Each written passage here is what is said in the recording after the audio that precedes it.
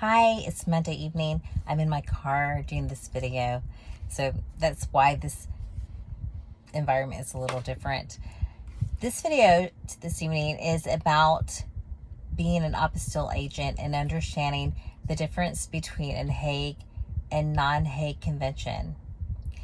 And right now that doesn't make any sense to you. What is that? That's a little weird, right? If you are an apostille agent, if you want to become one, after you already have your notary certification or certificate, you'll have to know the difference between a non-Hague convention. And what that is it involves you helping any client that wants to go out of the country for any reason, such as business, doing business out of the country, going, taking education overseas, having a destination wedding, or personal. They want to do something personal, like maybe retire out of the country after they retire in their state and they want to live somewhere else. You would have to understand the document that they're giving you and what country needs this document. Then after already having the information of the country, like which one it is, then you would have to research, is this a Hague or is this a non-Hague convention before you could proceed. So that's what we're going to talk about this evening on this video. Thank you for joining. And again, I just want everybody to know and be reminded that I am not a certified trainer. I am only sharing my experience with you and becoming, and actually, if you want to become a notary in your state and have different, levels of understanding on what you could do. I'm sharing my experience because I am still new to this as well, and this is my second year. I've been really loving it. But I just want to motivate you because I had people that motivated me. And I do want to make a shout out, a massive shout out. Massive, because he's pretty important to me. And I have not been able to, or I haven't mentioned his name. One of my mentors, a big mentor actually, that is because I am not wanting to push or be pushy on sounding as if I'm trying to sell anybody anything. But I would have to say that, I wouldn't be where I am right now. I know I wouldn't if I didn't have the mentor that I had.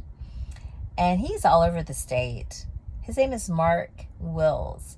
And he has an amazing way of guiding you. I am just a tiny branch of his tree that came from that education, and I'm grateful. I am totally grateful, and I don't want to exclude his partner. Okay, he's got an amazing partner too, and I just want to say that I wouldn't be anywhere. I wouldn't be where I'm at. Okay, going on, because this is the reason why I'm doing the video. So let's talk about this Hague and non-Hague convention. Okay, first I want to also show you a book as I talk about this and explain to you why you have to know what the document is, or what a country is, before you could proceed, in order to make sure that document is going to be approved. They're really depending on you, and you need to know this. This book right here is very helpful. So I'm going to show this to you, and you can actually order this on Amazon. You can find this book, just Google it, okay? This is by Judy Lawrence and Matt Miller. Okay? It's a great book. Okay? So I'm going to read it to you so we could go ahead but I'm going to have to put my glasses on, and I don't normally have it on because the lights glare off of it. So I'm going to try to probably put my head down so you don't have to see the lights. Okay. To make it short, a Hague In 1961, in October the 5th, 1961, countries had gotten together to make a treaty. And the reason why the treaty was important is because when people were going to different countries to live, they needed documentation for everybody that came over. And it was a process. It took a long time for approval because things had to be in a way it had to be legalized and authentic before anyone could step onto their country to live, right? When in October the 5th, 1961 happened, these countries combined themselves. Not everybody, not all these countries, but a lot of countries came together and said, how can we make this easier for us to get ourselves approved so that it doesn't take all this long time, and we can make it so much easier for approval to be able to do business, do something personal, or do something educational in your country that is not my country. So that is the Non-Hague Convention Treaty. That has made these approvals easier. If the country that your client is wanting to go to is a Hague Convention treaty, then the process will take a lot less time because they're in that treaty.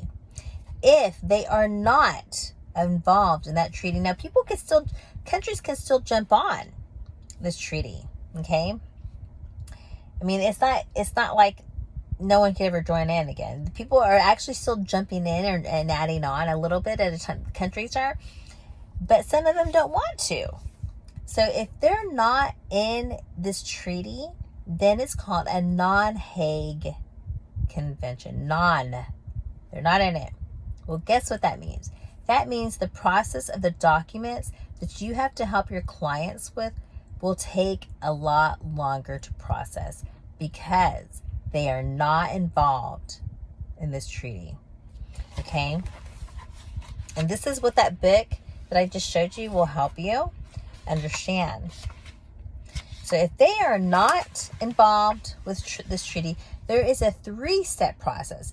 Instead of going to the state, like I had mentioned before in my last video, bringing that document from that country and bringing it to the state that the person is living in, okay, to get approval, because you can't approve it yourself, remember. You can only help prepare their documents.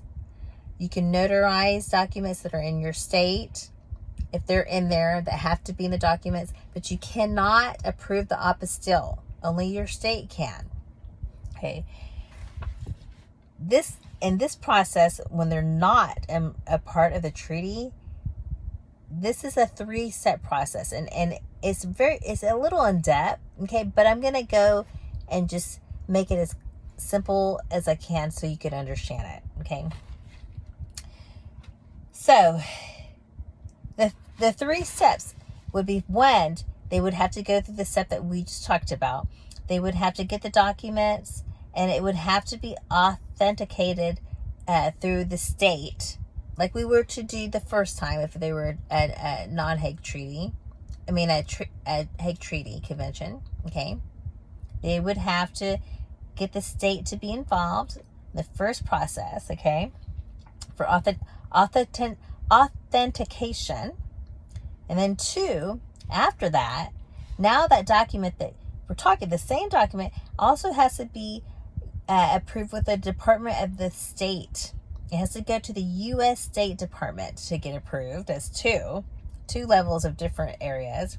Then after that's done, the same document again that we're talking about now has to go through the embassy of that country to be approved. So this is very timely, and this is what I was talking about, that why they started this Hague Convention Treaty was because it made things so much easier. Hopefully that makes sense. And I clarified it a lot easier for you. So you're like, whoa, okay, I understand. So now when they call you, hi, so-and-so, can I go? I'm retiring. I want to go to here to live. Well, the first thing you would say is, okay, can you please tell me what country, where's the destination that you want to go to? Write that down, and then you will know where to start. Is this a Hague or is this a non-Hague, non-Hague country? Thank you again for coming on here. And again, I am here for you. I want to be able to share my passion for what I do and motivate anyone that wants to change. I'm going to be 53 this year. I'm really grateful. I'm so happy with the support that I have from all my mentors that I had that had joined me, that gave me a little piece of this and a little piece of that. And I was able to learn and absorb things.